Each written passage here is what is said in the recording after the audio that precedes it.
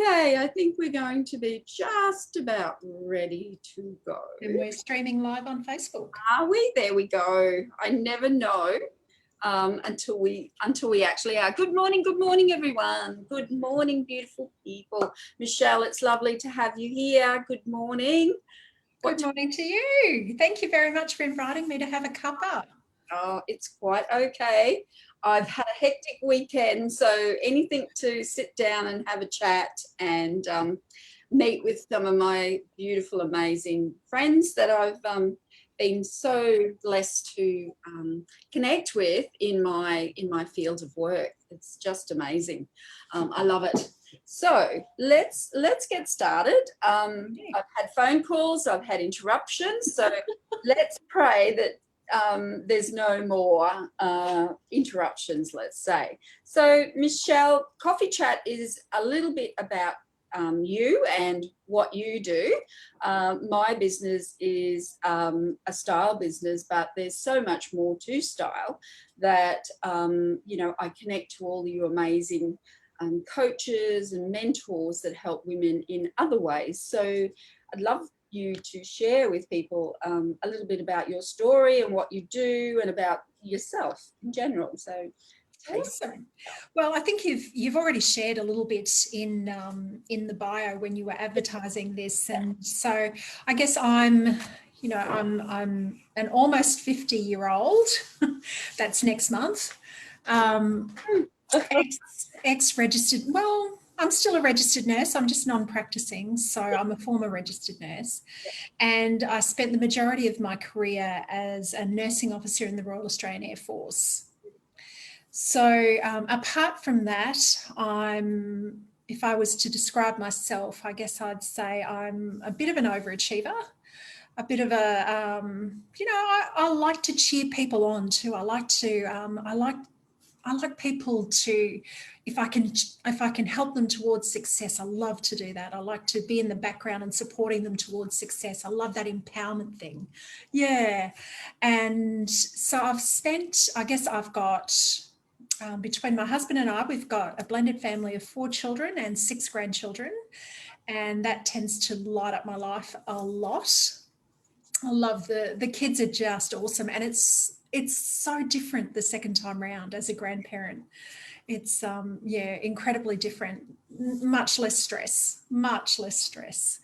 So I, as I said, career-wise, I spent a lot of time, I was a single mum for the majority of my time in the Royal Australian Air Force, and that presented its own issues. So, I was always seen as that person who was very ambitious and hard and tough and cold and all of that sort of thing, where, I never saw that in myself. I just saw myself as, well, I've got things to do. So the best way is to just, cut through the rubbish, cut through the chit chat, and let's get to it. But I was given some feedback quite a while ago how, hard and cold and all that sort of thing I was. And I was like, oh. Yeah. But realistically, as a nurse, I had quite an interest in people and their feelings and making sure they were comfortable and all of that sort of thing, and so I went and I did some study on change management and how to help people through change management, because at the time, health in Air Force or Air Force in general, and particularly health, was going through a lot of changes, and we didn't know what the healthcare provision model was going to end up like. And so we were, there was a lot of uncertainty there and all of that sort of thing. And at the same time, I had my own injuries and illnesses from deployments and what have you that were knocking on the door saying, hey, I need some attention. And so I kind of ended up, I was discharged in September 2017, and really hit rock bottom in not knowing, my gosh, what can I do? I can't nurse anymore. I'm no longer a military officer. What's left? And I had put so much of who I was into what I did that it's taken me a good 3 years to get to where I am today, obviously. And a lot of work, a lot of delving in and really examining situations. So I've kind of come around to, what gives me joy. And what gives me joy is being able to mentor and coach people to succeed in what they want and help them break through their barriers and really achieve goals. And I think for a lot of time, a lot of my life, I've been an unconscious competent in that I've just been doing it until I wasn't. And it's that until I wasn't that I've gone back and examined and picked apart the pieces and all of that sort of thing to really come up with. So now I'm doing mindset and success coaching, and I'm loving helping people get to the heart of what they really want and getting around, over, below, you know, bashing through, stopping them. Yeah. So it's interesting, Michelle, that you say that, you know, 2017 was your crisis point.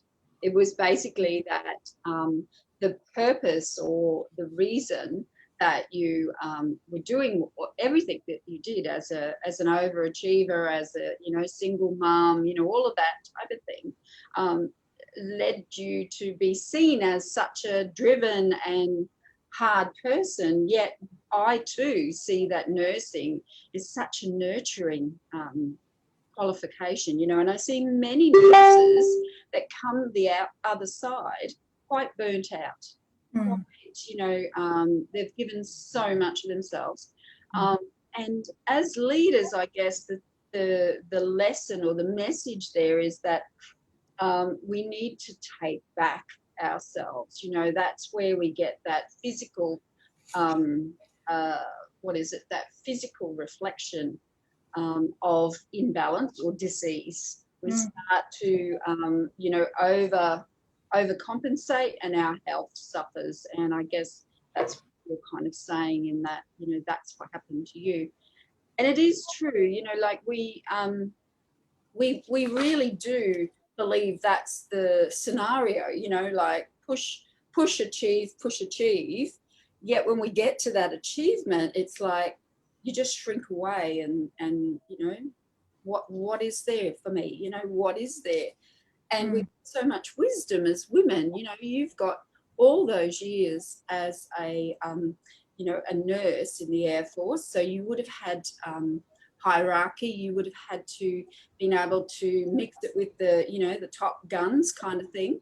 So you've got all of those skills that you can help and teach others, you know, like you've got all of those amazing skills. So your wisdom is so valuable, and recognizing that and helping women recognize that is just such a powerful journey to go on, I believe, you know, and until we begin to break it down, listen to the messaging, and listen to our bodies. You know, many times it's our bodies that break down because there's that disconnect. We really disconnect away from our heart, you know, and all of our alignment. So your business now, tell us a little bit about the business and how you have, I guess, formulated your way of helping women. It's women really in particular. That's my focus. That's my focus. One of the things, so when I came out of Air Force and I was really at rock bottom, and, you know, cognitively I knew I needed to find a community, I needed to exercise, I needed to eat well. I knew all the things that I needed to do. And so that's what I set about doing. And I joined a network marketing company with premium skincare. Love the skincare. And I guess like every other network marketer ever, you find these products and you go, oh my God, they work. Yeah. And you get really passionate about them, which I did, and I still am. Yeah. But from there, I kind of went, you know what, I can help women in other ways. I can help others in other ways. And I wanted to help women in particular because through my nursing, through my overseas experiences, one of the things that's really struck me is when everything falls apart, it's the woman that's left there holding the pieces. Yeah, absolutely. But day to day, I don't believe, and this is a generalization, this isn't true for everything. It is a generalization. I don't believe women's day-to-day roles are appreciated enough. And I think there are so many women out there. And I remember the story of quite a while ago, a friend of my mother's, his father had passed away. He had to teach his mother how to access bank accounts, how to use the telephone. And this is less than, this would have been about 10, 15 years ago. And then you read in the news that women at 55 are the highest incidence group that are becoming homeless.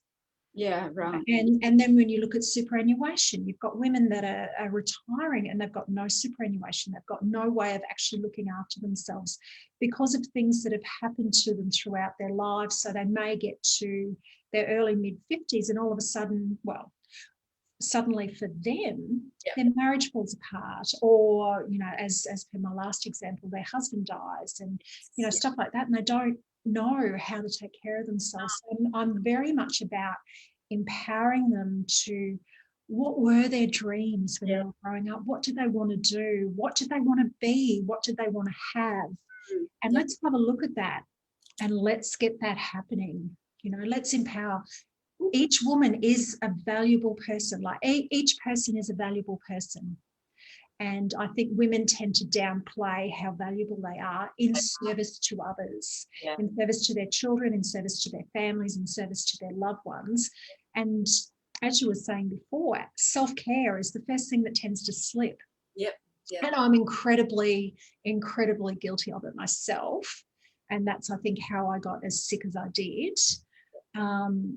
And so I'm a big proponent for self-care, and I'm also a big proponent for empowering women to empower themselves so that they don't find themselves in a situation going, oh my gosh, how am I going to live? Where am I going to live? How am I going to eat? Where's the next, where's my next meal coming from? That sort of thing. I think that's tragic. Such a large group of people, and it's tragic. And like if we look in our news currently at what's occurring in the news at the moment about women in particular, and the I won't bring any more into it, but just the throwaway mentality of particular people. It's quite scary, that women are still in the 2021, women are still treated in that manner, that way. So the lady that I went and saw over the weekend was just one of those women. Her husband died at 55. So she was left with 4 children under 30, trying to get a grip on, what she was going to do. He was the one that always did everything. He was the one that bought the house, and he came and said, look, I've bought this, look, I've bought that, I've got this business to run. He had a business. So she had to go through that whole I guess it was a trauma, because it was very quick. It was 6 weeks and he was here and then he was gone. So I guess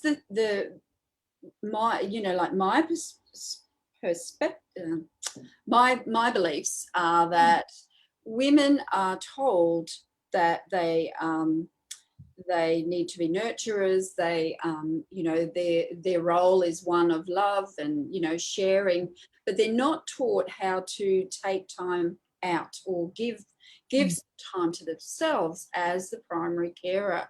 And I believe that's the true message that we have for women, is that take that time out for yourself. The things that you do are almost taken for granted. I've been leaving my family, like I left for a couple of days. My husband was away for 4 weeks. So I've been slowly just withdrawing myself from, those important roles. And I've got aging parents, same thing, withdrawing myself from the expectation that I'm always going to be there. There's 4 other siblings that can be called upon, not just me, So I'm taking away the should and bringing in that I am taking back my control, but it is scary to think that there's so many women that, you know, their super is going to be non-existent. You know, they're probably going to have about 20 to 30,000 and, you know, not much more, because they basically raise their children. So, you know, they haven't had any super, you know, like most women, once they've raised their children to about 10 years old, then they decide to go back to the career that they loved or you know, are following. So they're doing that in, you know, such a short time span that they haven't accumulated, and it's a really scary thing for women. And I believe more and more women have got that intuitive wisdom, and I believe coaches like yourself that can teach them that, help them become empowered to have a side hustle, have that extra, you know, like have that plan B if needed. Yeah, absolutely. Yeah. So tell me, Michelle, do you have a go-to style? Now, as a stylist, I have had the amazing privilege of doing your wardrobe, and that was great fun, wasn't it? It was. It started with a style consult, and I think it was a wardrobe edit by the time we finished. But yeah, tell me about your go-to style, because I know the journey, but I'd love for you to share it with with the people that are watching. Well, I've always kind of been in military gear, so it's been, This is very regimented, right? Whether we're wearing cams or uniform or like our dress uniform or whatever, it's always been military gear. Or when I was working in hospitals, you always had hospital uniforms to wear and that sort of thing. And coming out, it was kind of like, okay, now every day I get to choose, oh my gosh, Wow. what am I going to wear? So I really did retire to activewear, because I spend a lot of time exercising, and I do a lot of so I do a fair amount of exercise. But when we got together, I was starting to go, you know, I'm doing more professional stuff. I need to be more professional. I need to know what styles suit me, because I always kind of look and go, oh, I'm not sure. So things like I was thinking about them the other day, maxi dresses. I would love to wear maxi dresses, but they make me look like I'm 2 inches tall, you know, and very wide. So I guess my go-to style, I do tend to wear pants, whether they're jeans or tailored pants or whatever. I do tend to wear tailored pants a fair amount. And as you can see here, I go with, I love this shirt. I picked it up overseas and I love it. And I tend to team it with white or blue or red. Yeah. So, and I've learnt about rolling my sleeves up, so I've got more of a waist. And to give me the hourglass appearance rather than being a block. Because I am an hourglass. And so I guess that's kind of between my activewear and my pantsuits and or my pants kind of get up. Yeah, I guess that's my style. Every day. It's interesting what you said about your being in that regimented dressing for so long of your life. You do lose a lot of that intuitive sense because you're not using it every day. So, the clothes that were in your wardrobe had basically been there, but, you had that apprehension around them. So we really dug and got curious about how you felt about each one of those styles. But I must admit that when I see that what you've got on today, that is true Michele Scherr. Like it just resonates that it's the red and the top. So now the next question is, what is your biggest challenge? And let's see what comes from that. What is your biggest style challenge? Tell me. Well, I guess I do tend to gravitate towards the colours that do suit me. So, whether that's on purpose or not, I don't know, but I do tend to gravitate towards the colours that suit me. But one of the challenges I've had is with patterns. Yes. And that was one of the things that you've helped me out with in particular is big patterns, because I'm fairly big breasted and all of that sort of thing. Big patterns just make me look bigger. And that was something that I hadn't appreciated before talking to you. Yeah. So I guess that's probably my biggest challenge is throwing some sort of pattern in there, but having it appear right at the same time, like being complementary rather than not getting too so if you look at this, we've got one little flower here and then we've got littler. Probably for you would be too much, because it probably get too too much at the top. Whereas me, I don't have much there, so for me it's okay. It doesn't draw the attention to that aspect. So what garment of clothing can you absolutely not do without now? I've already opened the door here, and would have to be my bras. I love a good bra, and in particular a good sports bra. Yeah. Oh my gosh, I couldn't go without. And even in my younger days, I'd look at all these girls who were so comfortable going braless and all that sort of thing, and I'd be like, no, I can't do that. No, it's not me. So I can't do without my bras. Yeah. Interesting you say that about bras, because when I have this conversation with women, particularly with women that have ample breasts, I acknowledge that they love good bras, and they love to to support. Oh, my husband just slipped on the lawnmower. Anyway, he's got thongs on. He's mowing the lawn. Can you believe? Okay? Yeah, he's fine. He recovered real quick. Anyway, didn't want anyone to see it, but I did. Anyway, as I was saying about the bras, the messaging that you share with yourself is very, very important and very, very powerful.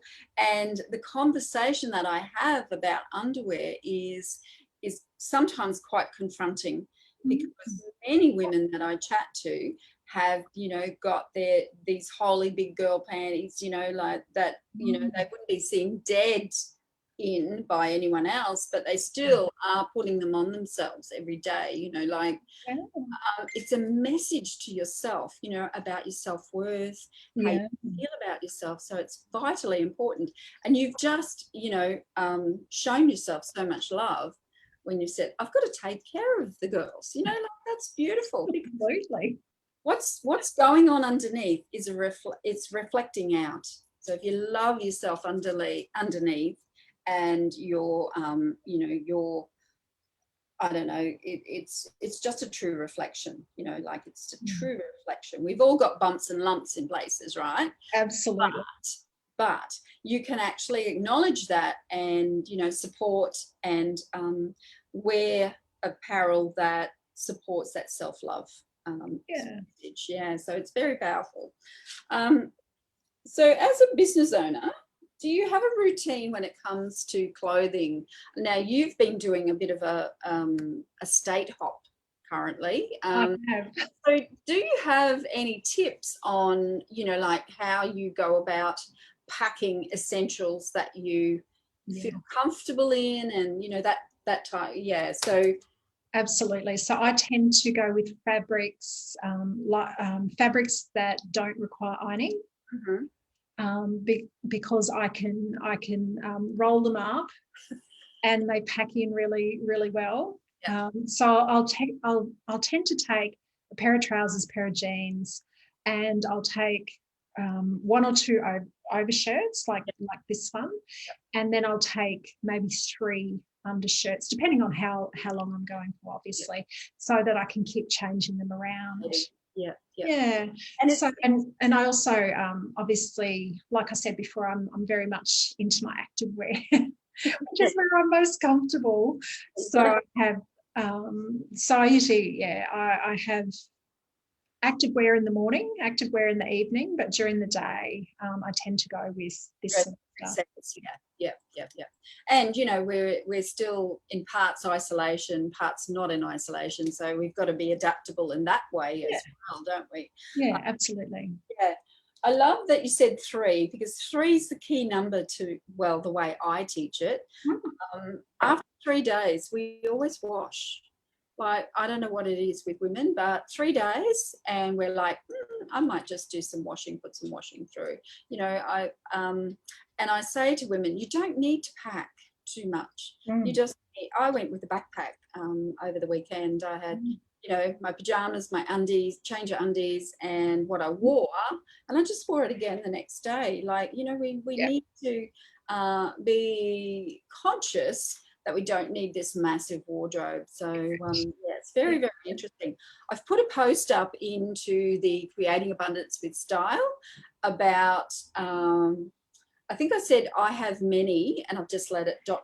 And I'd love to know what you have many of, you know, and it'll be interesting. It's for us. Well, it's only 7 days in a week, Michelle. There's only 7 days in a week. So bras and running t-shirts, that's what I've got too many of. Okay. So maybe you might make a bit of profit out of those if you have a look at them.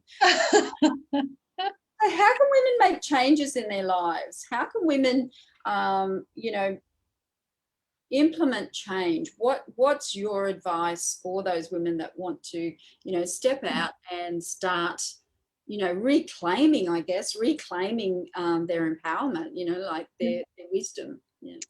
Well, I guess we've touched on this just before. We're talking about self-care, and I saw a post that you put up recently that I absolutely love. It's the 8 areas of self-care. So typically we think about our spiritual self-care, our physical self-care, you know, those sort of things. But have you thought about space self-care?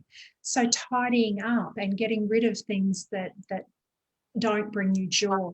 The clutter and that sort of thing. Financial self-care. Are you tracking, you know, are you planning for your spending, as one of our colleagues says, rather than budgeting? Are you planning for your spending, looking forward rather than back? That's right.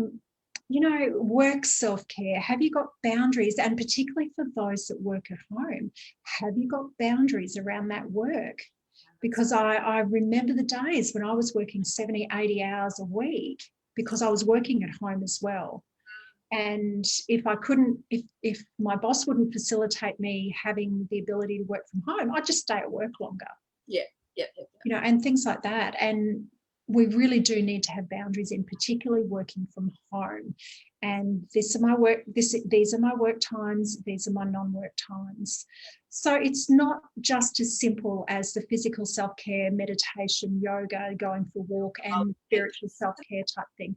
There are so many more aspects to self-care. And I think getting that basis of self-care, the more you look after yourself, the better you can look after others, and the better situated you are, both from a mental health perspective and a physical health perspective, to do the things that you want to do and to do the things that bring you joy. Exactly. Yeah, I love that, Michelle. It's interesting. I've always had a planner, a diary. I've got an electronic diary now, but also I've got my paper diary. Very interesting now, though, I've gone that next step with my family and my wider circle. Like, I've got a VA and I've got my family. So now I go through what's on for my day with my family. So my family knows what and where I'm at, and they know to expect that I won't be available for those times. So I've set those boundaries really, really firmly in place. And that was a learning from one of our colleagues, Diane McKendrick. She shared that one with me, and it's been powerful. I was kind of doing it, but kind of not, you know, like but now it's a daily formula, and it just sets you up for success. It really sets you up for no interruptions except for phone calls that come in, but, you can't tell them what you're doing, can you? But you know what I mean, right? It's your family and your, your partner, your grandkids, whatever, that interruptions. So where do you see yourself in 5 years, Michele? Where's that? Oh my gosh, in 5 years. Say you're coming to Queensland. In 5 years, we should be on our way back to Queensland. We should be well and truly on our way back to Queensland. And I'm hoping, what I'm aiming for is to have helped at least 1,000 women with their own empowerment in 5 years' time. Oh yes, absolutely. And so that's my 5-year goal, is to have helped at least 1,000 women to reach their goals. Yeah. Oh, that's beautiful. Well, thank you so much. That's the end for today. Do you have any offers or any, I guess, do you offer a 30-minute consultation to your... Absolutely. I can be contacted by direct message on Facebook. Yep. And I do offer a 30-minute or a 30-minute kind of get to know you kind of chat to see, for people to kind of suss me out and for me to suss them out and go, well, yes, I can help you, or no, I can't. I think you're better off speaking.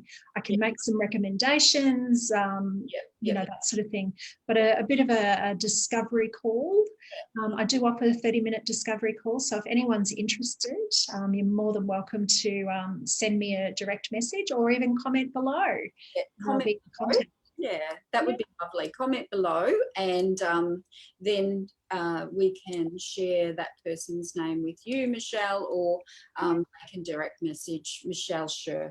And her details are in the top of the bio that we shared. So I wish you every success, Michele. I know we've been on this journey for almost 12 months. I think it's getting close. I think it was probably about it's about 6 months, I think.